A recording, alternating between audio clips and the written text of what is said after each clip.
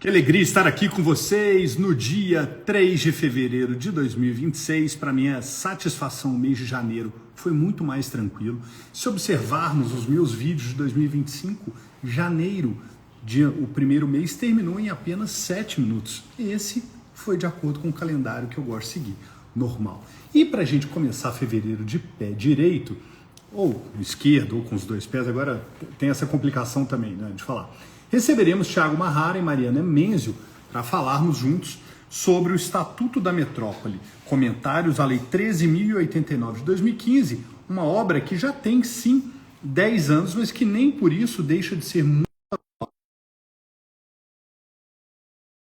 26 dialogando com a inteligência artificial, e eu perguntei para ela a importância da obra para os advogados. Ela assim me respondeu. Esta obra é tão importante para os advogados porque transforma um Estado conciso e complexo em um mapa jurídico completo da regionalização urbana brasileira, permitindo que a inteligência do profissional a articular a Constituição, o Estatuto da Cidade, o PDUI, a governança interfederativa e instrumentos urbanísticos se converta em pareceres mais sólidos, estratégias processuais mais seguras e posições técnicas capazes de influenciar políticas públicas e grandes projetos metropolitanos. Ou seja, fazendo da obra uma ferramenta essencial para o advogado. Doutor Thiago Marrara, que prazer recebê-lo aqui. Bom dia, meu amigo. Prazer, Léo. Como vai? Tudo bem? Eu sempre bem. E você? Tudo bem. Oi, Mariana, tudo bem? Bom dia, Oi, Mariana. Thiago, Como tudo vai? bem? Tudo bem? Bom dia. Boa tarde já. É, sempre bom dia. Na hora que a gente vai deitar, a gente fala assim, hoje foi um bom dia. Ninguém fala hoje foi uma boa tarde, uma boa noite. É verdade. Não é? Mas olha, que alegria receber vocês aqui. A obra seguramente faz parte de um arcabouço jurídico necessário, principalmente em termos de direito público, urbanístico, imobiliário. E eu gostaria que vocês contassem para a gente qual foi a ideia de, passados, decorridos 10 anos, convidar esses autores para escrever, para comentar artigo por artigo da Lei 13.089. Mari, quer começar? Vai lá. Posso começar, mas já primeiro agradeço a presença, a oportunidade dada pela Editora Foco. Prazer para a gente. Para nós também. E, na verdade, a gente precisa registrar que a iniciativa foi do professor Thiago. Foi um longo caminho esse processo. Desde 2021, 2022, a gente trabalhou a elaboração dessa obra, porque a ideia do Estatuto da Metrópole, ele é um diploma muito importante. Planejar as metrópoles brasileiras é um grande desafio, mas até então a gente sempre teve um foco no Estatuto da Cidade. E aí nós não tínhamos uma preocupação com uma abordagem mais jurídica. Nós temos vários campos do conhecimento muito bem-vindos e importantíssimos para esse estudo, mas a preocupação maior que o professor Thiago Marrara tinha era justamente trabalhar uma reflexão jurídica para poder dialogar com as demais áreas. E aí foi feito o convite aos colegas, inclusive também para que pudesse contar com a minha parceria nessa colaboração de coordenação, para que a gente pudesse reunir um time que já trabalhava do ponto de vista acadêmico, profissional, com essa área. Então foi um pouco nessa proposta. Também gostaria de ouvir o professor Thiago. Bom, acho que está muito bem explicado, na verdade, né? Nós temos aí um movimento muito forte de metropolização no Brasil, Léo, nas últimas décadas, e só em 2015, depois dessa metropolização super intensa, é que o Congresso Nacional acabou editando o Estatuto da Metrópole, que ao lado do Estatuto da Cidade é uma das principais leis do direito urbanístico brasileiro. No entanto, embora já houvesse muita reflexão, principalmente extrajurídica, sobre esse estatuto, no campo jurídico, apesar de nós encontrarmos alguns trabalhos, ainda falta muita reflexão e muito material para nós aplicarmos o Estatuto da Metrópole.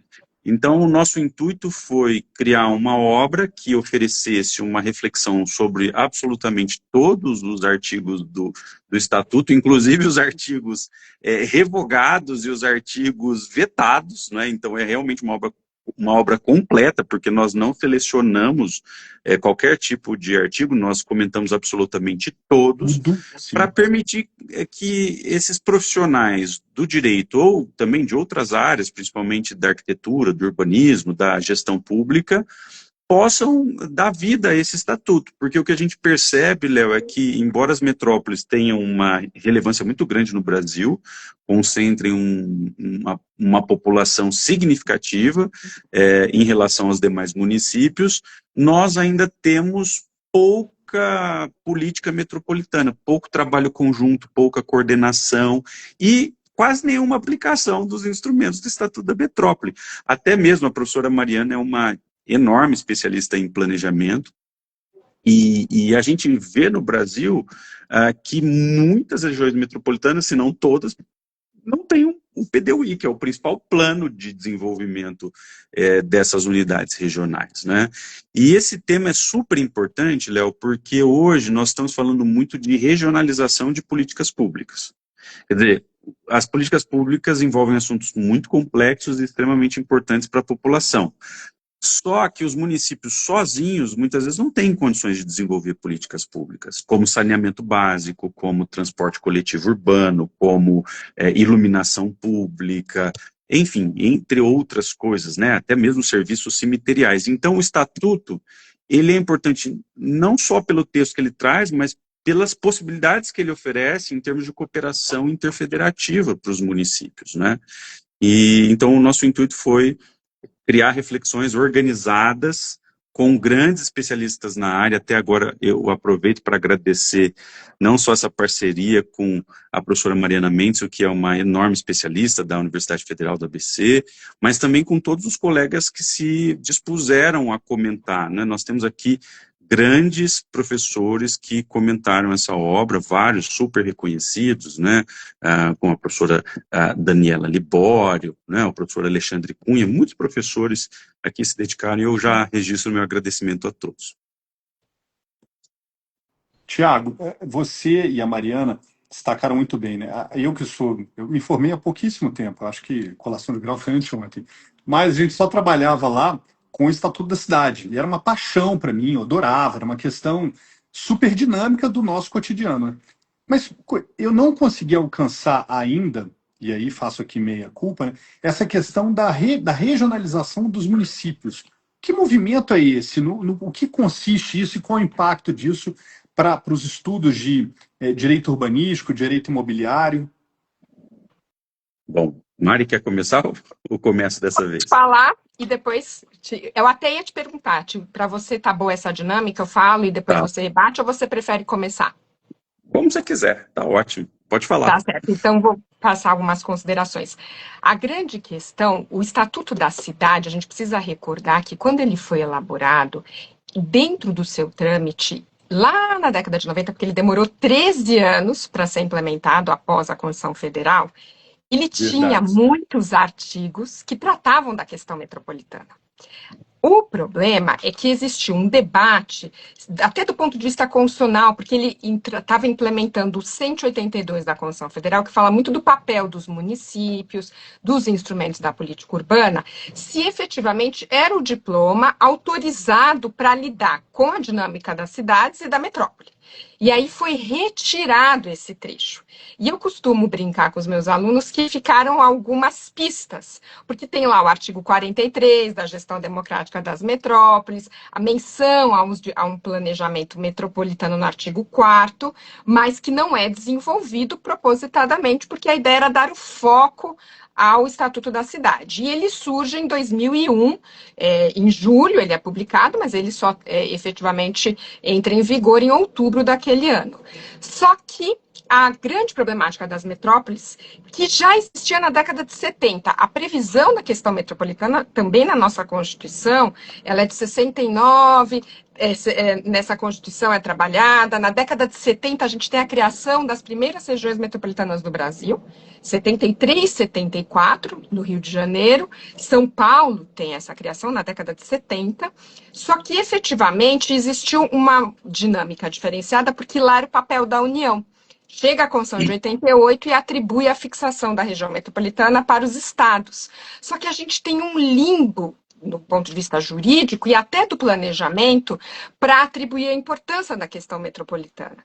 Aí, em 2004, surge um movimento com o deputado Fábio Feldman para trabalhar a questão jurídica da regionalização, das metrópoles, para implementar o artigo 25, parágrafo 3º, que dá essa competência dos estados. E a gente tinha uma questão muito importante, que toda a legislação que criava a região metropolitana era da década de 70, e que não tinha sido recepcionada pela Constituição de 88. Lembro até que quem foi um dos primeiros, os primeiros não, mas à luz da Constituição para trabalhar a questão do saneamento foi o professor Pedro Estevão, até na minha época de doutorado utilizei muito a obra dele, e ele fez essa recomendação à Assembleia Legislativa de São Paulo, porque até do ponto de vista federal, a questão metropolitana surge lá nos idos de 2003, 2004, e aí começa esse debate, só que ela toma força em 2009, 2010. Só que o projeto de lei do Fábio Feldman instituiu essa questão para trabalhar o Estatuto da Metrópole. Ficou muito nesse movimento, Minas Gerais estava tocando, São Paulo redefiniu a região metropolitana, só que a gente já tinha criado Campinas, Santos. Então você tinha uma série de regiões criadas, mas não com essa preocupação jurídica, como o professor Tiago Marrara colocou, com planejamento e etc. Quando foi o ano de 2012, o falecido deputado Zezéu Ribeiro, ele era até da Bahia, arquiteto, trouxe a necessidade de realmente retomar o trâmite do processo legislativo, que ficou arquivado, mas não foi retirado de pauta. E aí ele retomou a robustez para poder trabalhar o processo, culminando com a edição em 2015. Só que a gente nunca pode esquecer que tinha no Supremo Tribunal Federal um acórdão, que trabalhava a região metropolitana da Bahia, depois primeiro do Rio de Janeiro, a 1842, a ADIM, que trabalhava a questão do saneamento, que o professor Tiago bem colocou como foco, que é importantíssimo na questão da metropolização, que ficou tramitando muito, desde o ano de 97, que só foi decidido em 2013. 2 anos depois surge o Estatuto da Metrópole. Então, eu acho importante conjugar esse movimento que teve a ver com a iniciativa do Executivo, do Legislativo, mais do Judiciário também, porque teve toda uma problemática do quanto se incorporou da decisão do Supremo, da Bahia e do Rio de Janeiro no Estatuto da Metrópole. E essa é a preocupação, um pano de fundo que demonstra a necessidade de estudar a regionalização. Boa, eu acho que essa explicação da professora Mariana é já... Tiago, obrigado, foi um prazer. Você fez um link maravilhoso. Não, já foi extremamente completo. É isso mesmo, assim, só frisar 2 pontos, né? O Estatuto da Cidade, apesar das suas qualidades, ele tem uma visão muito intramunicipal da política urbana. Uma visão muito isolacionista das políticas urbanas, né? Inclusive das setoriais, não só da política urbana geral, de planejamento solo, zoneamento, etc., mas também das setoriais. E, portanto, faltava um diploma que complementasse isso e desse uma visão um pouco mais ampla, inclusive para valorizar a região que é objeto de um artigo específico da Constituição, que é o artigo 25, parágrafo 3º. O Estatuto da Cidade está muito assentado no artigo 182, e o Estatuto da Metrópole, diferentemente no artigo 25, 3º, que cria 3 figuras essenciais: a região metropolitana, a microrregião e a aglomeração urbana. E mais recentemente o Estatuto, inclusive, foi alterado para incluir as unidades regionais de saneamento, né? Então, tudo isso a gente até comenta, né, na definição que é trazida aí pelo próprio Estatuto. Tá? Mas é isso, acho que a professora Mariana deu bem o contexto e explicou bem o que faltava, então, né, o nosso intuito é dar luz para essa linha de cooperação em política urbana, sobretudo. Eu acho que essa é a grande preocupação dos autores, mostrar a importância da regionalização e como é que nós podemos fazer regionalização de maneira eficiente no Brasil. Porque eu sinto, não sei se a professora Mariana concorda, que há muito medo e muito desconhecimento a respeito da regionalização. Sim. Até regiões metropolitanas extremamente organizadas, como a de São Paulo, ainda hoje fogem de uma regionalização verdadeira. Né? Várias políticas que deveriam ser combinadas, como de transporte, como de saneamento, até mesmo serviços cemiteriais, entre outras coisas, continuam sendo tocadas isoladamente. Né? Então a gente precisa valorizar essas ferramentas. Com certeza. Bom, então temos em mãos um material que é super valioso para quem vai trabalhar com essa parte do direito. E eu deixo, então, para a Mariana começar.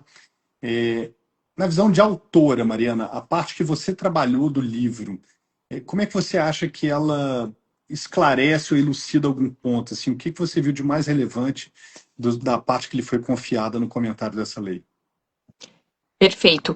Só para complementar um pouquinho e traduzir até a fala do professor Tiago, além do receio na questão da metropolização, a gente tem o grande dilema, eu costumo brincar que é o grande paradoxo, a autonomia municipal, que foi erigida como um grande princípio da Constituição Federal. A gente traz uma característica fundamental para o nosso federalismo, que veio com a Constituição de 88, e a grande questão, o grande desafio, e esse é o nosso esforço na obra, inclusive que tem a ver com a elaboração do meu artigo, é dizer para os municípios, vocês não vão perder poder, porque existia muito esse mito de que estar numa região metropolitana, numa aglomeração, numa microrregião, é perder a sua autonomia.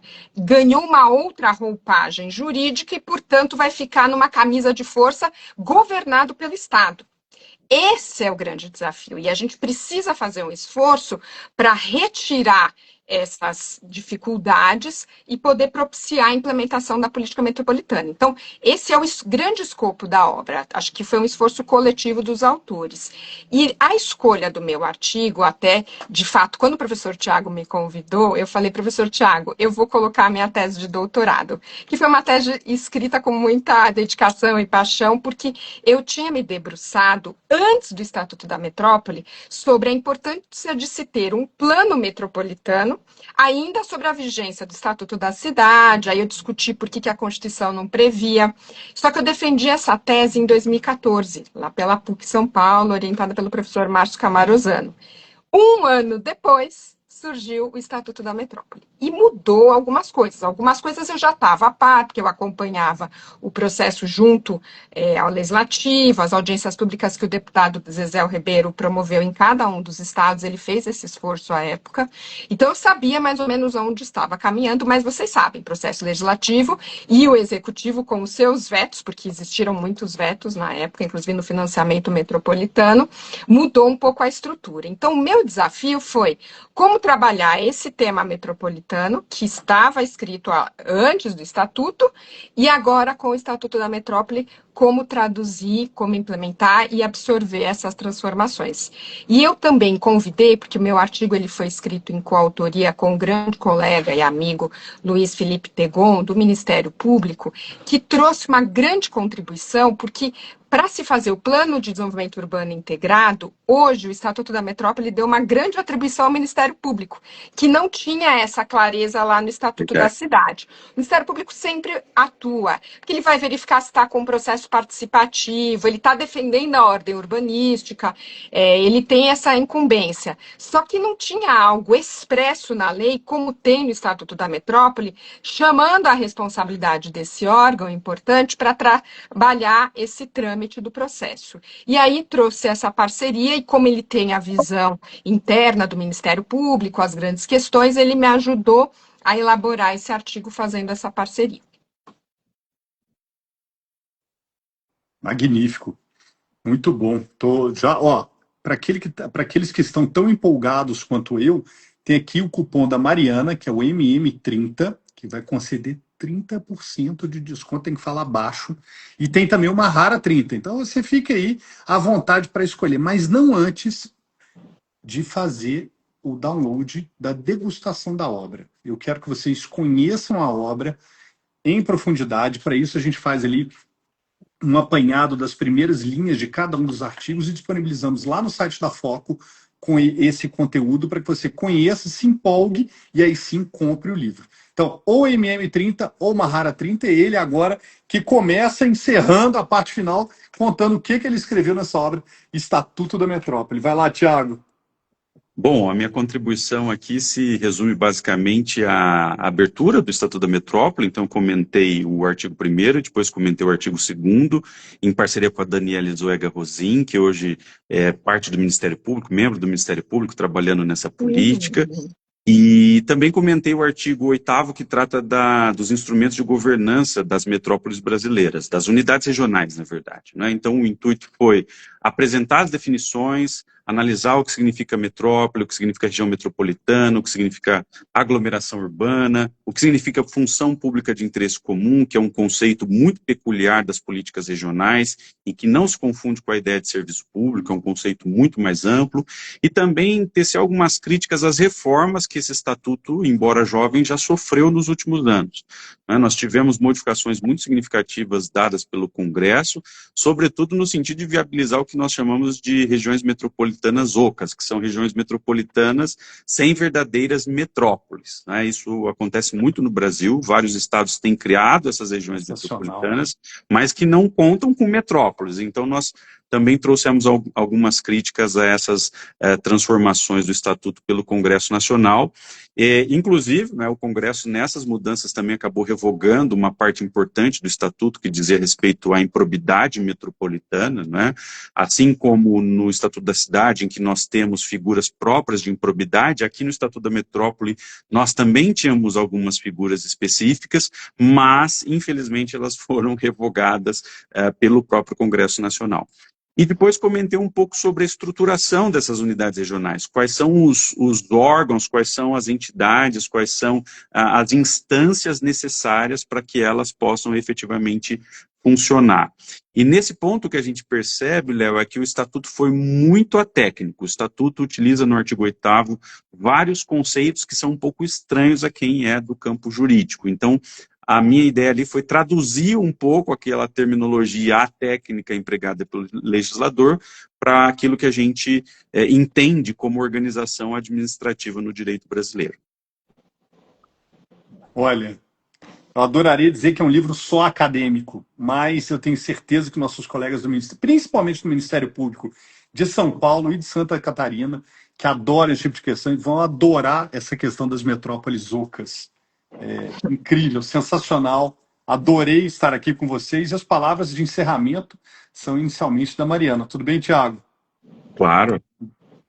Eu que agradeço, na verdade, o professor Tiago, que além de me convidar para participar como autora, também me concedeu essa oportunidade de ajudá-lo na coordenação. Efetivamente admiro, e eu e Tiago temos uma grande parceria nesse assunto. Ao Leonardo, a editora Fórum, que teve a coragem de publicar de forma impressa, essa obra tão importante. E aos leitores, espero que seja profícuo em todos os campos essa leitura e a aplicação da lei. Obrigada mais uma vez.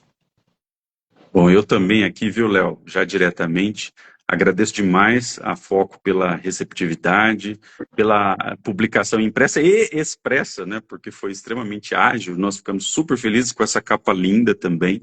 Agradeço muitíssimo os nossos coautores, o Alexandre Carneiro, o Alexandre Levan, o André Simeonato, a Daniela Libório, a Dani Rosim, o Emerson Costa Moura, Gabriel Lochaguin, a Lígia Casmiro, da Federal do Ceará, a Lília Moreira Pires, do Mackenzie, o Luiz Tegon, a Maria Fernanda Pires, lá de Minas Gerais, e o Victor Carvalho Pinto, né, que é um dos grandes nomes que nós temos no Brasil hoje sobre direito urbanístico, e não poderia deixar de agradecer a professora Mariana Menzel, que é uma gigante nessa matéria do direito regional, é uma referência no Brasil e sempre tive o prazer de trabalhar com ela em inúmeros projetos e eu fiquei muito feliz quando ela aceitou conduzir essa obra junto comigo. Então, obrigado, Mari, também. Obrigada, Tiago. E desculpa, eu também tenho que fazer referência a todos os meus colegas que fizeram várias atualizações, inclusive dessa edição, com as modificações legislativas, a todos que participaram coletivamente da obra. Olha, eu fico muito feliz em nome da editora, enquanto estudioso do direito, porque trabalhos como os de vocês preenchem lacunas muito relevantes para o direito. Então, Mariana e Tiago, vocês possam continuar produzindo títulos como esse, obras que comentem a lei ou que escrevam o direito do futuro, né? Por que não lançar luz aí sobre outras áreas em que ainda temos muito a ser discutido? Tiago, muitíssimo obrigado pela sua presença, participação e crença na editora. Mariana, seja muito bem-vinda, que a Foco lhe receba sempre de braços abertos, junto com todos os demais coautores, que assim a gente possa dar aso e divulgação a esse trabalho maravilhoso que vocês fazem. Muitíssimo obrigado. A todos que nos Obrigado, Léo. acompanharam, fiquem com Deus, com saúde e até o próximo encontro aqui na Editora Foco. Um grande abraço. Um abraço. Obrigado, Thiago. Obrigado. Boa tarde. Tchau, Boa tchau. tarde. Bom dia. Tchau, tchau.